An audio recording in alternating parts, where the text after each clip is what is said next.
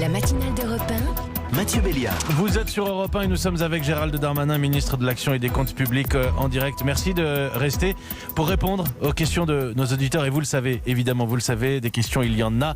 3921 et le hashtag Radio Ouverte. Nous démarrons avec Yves qui nous appelle de l'Allier, si je ne dis pas de bêtises. Bonjour Yves. Bonjour aux auditeurs, bonjour à Gérald.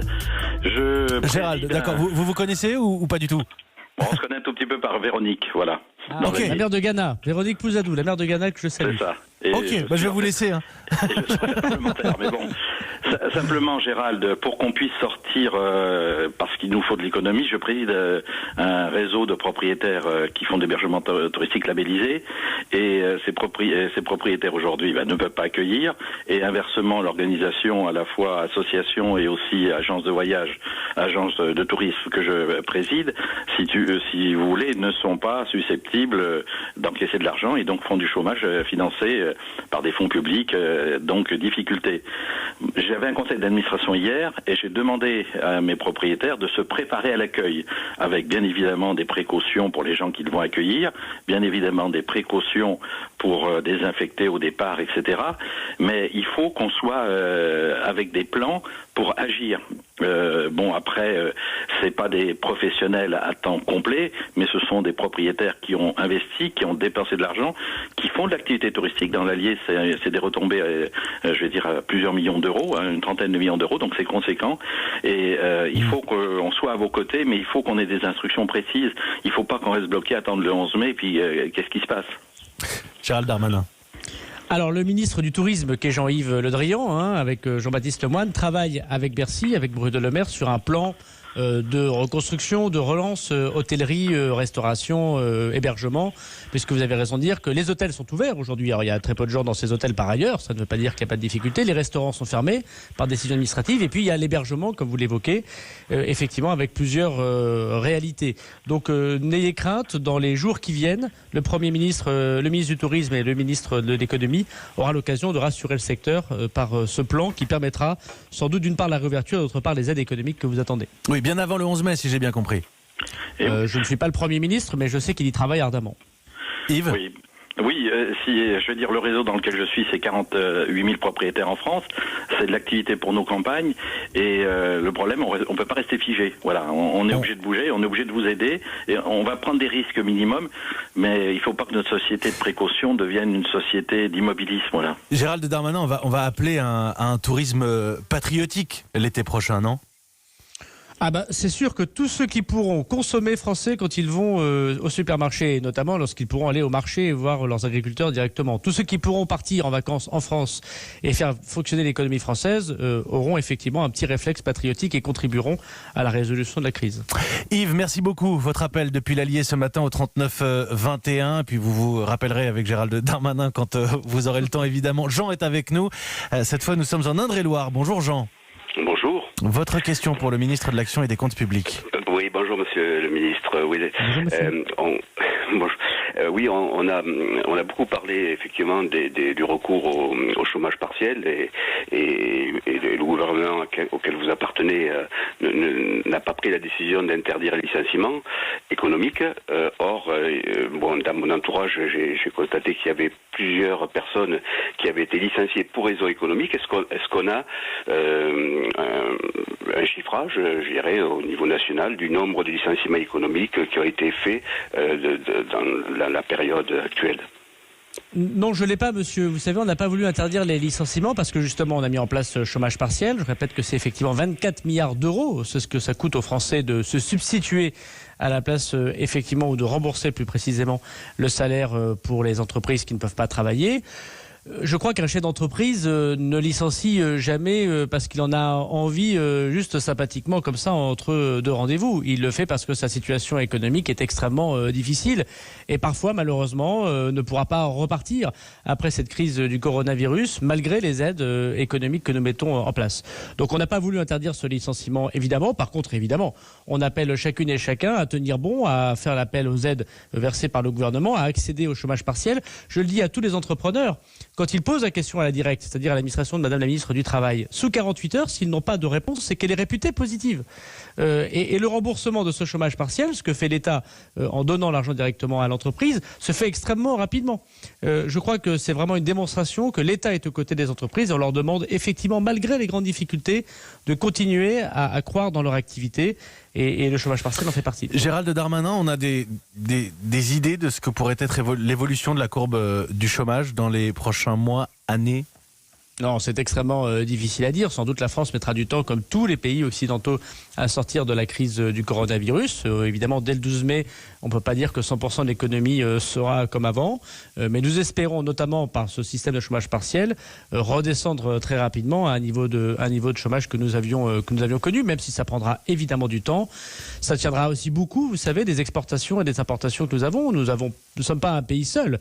Regardez autour de nous. La Grande-Bretagne, c'est très difficile. L'Italie, c'est très difficile. L'Allemagne, c'est très difficile. Les États-Unis, c'est très difficile. Et la façon dont on travaille avec ces grandes économies qui travaillent avec nous, évidemment, vont contribuer très largement à notre niveau de chômage ou à notre niveau de recettes fiscales. Est-ce qu'on oublie l'objectif, en revanche, de 7% en 2022 ?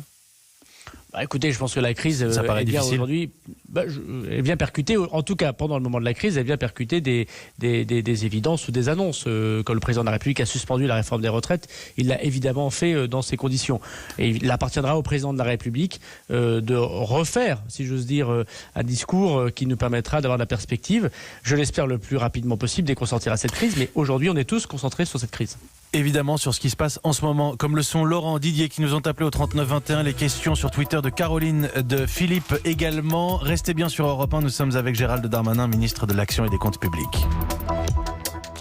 Face à la crise que nous traversons, Engie s'engage auprès des particuliers avec des initiatives inédites. On en parle avec Florence Fouquet, directrice grand public chez Engie. En effet, nous avons engagé 12 millions d'euros pour soutenir nos clients les plus fragiles avec le remboursement de 2 mois d'abonnement en électricité. Nous proposons aussi une offre de bienvenue pour ceux qui souhaitent souscrire chez Engie. Alors vous vous engagez, mais vous encouragez aussi ceux qui veulent agir. Oui, nous avons lancé un programme qui vise à mieux consommer l'énergie et qui permet en ce moment de faire un don pour les hôpitaux français parce que c'est important d'être solidaire. Pour en savoir plus, rendez-vous sur particulier.engie.fr. Merci Florence Fouquet. Merci et prenez bien soin de vous. J'agis avec Engie. L'énergie, notre avenir. Économisons. Mathieu Béliard. Et en direct avec nous, Gérald Darmanin, ministre de l'Action et des Comptes Publics, qui répond à vos questions au 3921 parce que vous vous en posez beaucoup, que vous soyez salarié, fonctionnaire, chef d'entreprise comme Laurent, qui nous appelle du Var. Bonjour Laurent. Bonjour. Soyez le bienvenu sur Europe 1. Merci. Bonjour, donc je peux poser ma question ? Allez-y, je vous en prie. Bonjour monsieur le ministre. Bonjour monsieur. On a rencontré des soucis, on a été, comme beaucoup d'entreprises dans le Var. Vous êtes dans quel domaine, Laurent ? Pardon ? Vous travaillez dans quel domaine ? Donc je suis commerçant en fait, je commerce inter-entreprise. Ok. Voilà, donc je peux plus exercer depuis le début du confinement. Donc ça fait maintenant 1 mois et on attendait avec impatience de pouvoir accéder aux mesures annoncées comme le fonds de solidarité par exemple, parce que j'ai une toute petite entreprise, j'ai avancé le salaire de mon salarié qui est au chômage partiel aujourd'hui. Et donc en ce qui concerne le fonds de solidarité, comme beaucoup, moi je parle dans le Var avec les remontées qu'on a eues de la part de la Chambre de commerce et de la Chambre artisanale, il y a eu des incohérences par exemple et des problèmes techniques par rapport à des RIB, à des renseignements erronés un petit peu, mais avec donc qui nous concernaient pas directement à nous si vous voulez. Mais aujourd'hui on est le 15 avril et on n'a toujours pas eu de versement de ce fonds de solidarité. Or, ça déclencherait, donc si aujourd'hui par exemple j'ai pas le fonds de solidarité, je peux pas déclencher les éventuelles aides de la région qui sont promises puisque c'est une J'entends condition. Laurent. Permettez-moi juste, Laurent, simplement, à partir de votre question, parce qu'on a eu beaucoup de témoignages ces derniers jours, plein de situations qui se sont débloquées, mais des ennuis, on va dire, administratifs, des problématiques de courrier qui n'arrivent pas, qui n'arrivent plus ou pas à temps. Gérald Darmanin, cette réalité-là, pour le coup, pour Laurent, il a peut-être droit à ces aides, mais il ne les touche toujours pas. Alors, on a mis effectivement 7 milliards d'euros. Comment on fait pour obtenir cette aide quand on est indépendant ? Il faut 3 conditions. Moins d'1 million d'euros de chiffre d'affaires. Il faut avoir plus de 50% de perte de recettes. Et il faut évidemment avoir une entreprise dûment inscrite et qui ait payé jadis ses impôts et ses dettes sociales. Évidemment, ceux qui sont confondus de fraude fiscale ne toucheront pas ces aides. Quand ils remplissent sur le site impôts.gouv.fr, je le dis à tous les indépendants qui nous écoutent, c'est sur le site impôts.gouv.fr. Il y a juste une déclaration sur l'honneur. Il faut mettre son numéro de SIRET, il faut mettre son RIB, vous avez tout à fait raison monsieur, et la première raison qui fait que vous ne touchez sans doute pas cet argent, c'est le RIB, il faut que ce soit le RIB de l'entreprise. Ça ne peut pas être votre RIB personnel. C'est la première erreur, entre guillemets, collectivement. On va peut-être répéter encore les choses, mais c'est bien le RIB de l'entreprise. Et nous versons les 1 500 € sur le compte sous 5 jours du RIB de l'entreprise, et il vous appartient ensuite d'utiliser cet argent qui sera évidemment défiscalisé. Si vous avez un souci plus particulier, soit vous vous rapprochez de votre centre des impôts qui est très réactif, soit par l'intermédiaire d'Europe 1, vous faites passer vos coordonnées et je vous fais rappeler dans la journée. Voilà pour Laurent à hier au 39 21. Brigitte nous appelle, retraitée. Vous étiez contrôleuse des impôts, c'est ça Brigitte ? Oui, c'est ça. J'étais contrôleur des impôts jusqu'à l'année dernière. J'ai choisi de partir en carrière longue alors que j'envisageais de continuer ma carrière peut-être même jusqu'à 65 ans, mais je trouvais qu'il y avait une déshumanisation de notre administration. Et donc, je m'inquiète pour la prochaine prochaine campagne de déclaration de revenus, aussi bien pour mes anciennes collègues que pour les usagers, parce qu'on recevait quand même énormément de gens. Il y avait des files d'attente jusqu'à l'entrée de la cité administrative quelquefois. Donc, comment est-ce que ça va se passer ? Et sachant que tout le monde ne maîtrise pas Internet, on l'a vu, même si le prélèvement à la source a éliminé quand même beaucoup de choses, mais il y avait des cas extrêmement compliqués sur les revenus étrangers, sur les revenus fonciers, l'histoire de l'année blanche qui a posé énormément de problèmes.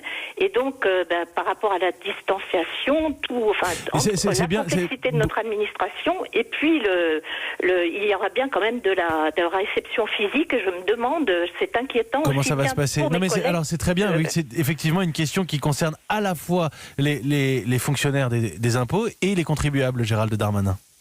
Bon, d'abord, je voudrais saluer Madame en tant qu'ancienne agent du ministère et dire qu'elle a contribué avec tous ses collègues à la mise en place du prélèvement à la source, qui a été une réussite, je crois, chacun l'a constaté, mais surtout qui aide aujourd'hui très concrètement les Français à changer leur taux d'imposition si jamais ils sont au chômage partiel et ils ont une perte de rémunération, ou un indépendant qui peut supprimer ses acomptes. Aujourd'hui, le chômage partiel, c'est des centaines de milliers de contribuables par jour qui diminuent leurs impôts en temps réel pour pouvoir payer moins d'impôts. Deuxièmement, la question de Madame, elle est évidemment tout à fait frappée du coin du bon sens. Nous avons donc décalé la campagne de déclaration de revenus qui va donc commencer le 20 avril et qui va se terminer jusqu'à la mi-juin.